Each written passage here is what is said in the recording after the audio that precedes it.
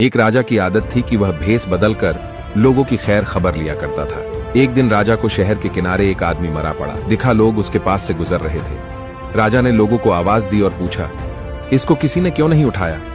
लोगों ने कहा, क्योंकि ये बहुत बुरा और गुनहगार इंसान है। ये सुनकर राजा ने उस आदमी की लाश उठाकर उसके घर पहुंचा दी। उसकी पत्नी अपने पति की लाश देखकर रोने लगी और कहने लगी, मैं गवाही देती हूं कि मेरा पति बहुत नेक इंसान था।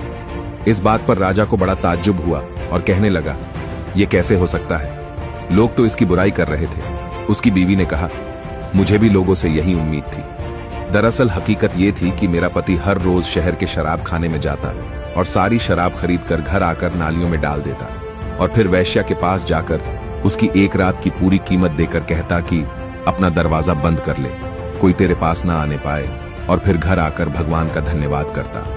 लोग उसको इन जगहों पर जाता देखते थे। मैं इसलिए अपने पति से कहती कि याद रखना, जिस दिन तुम मर गए लोग तुम्हें नहलाने तक नहीं आएंगे, ना तुम्हारी अर्थी को कंधा देने आएंगे।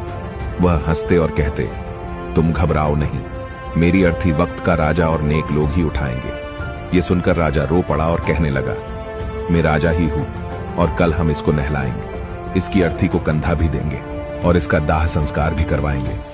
निष्कर्ष, अक्सर हम दूसरों से कुछ सुनकर अहम फैसले कर बैठते हैं और अंत में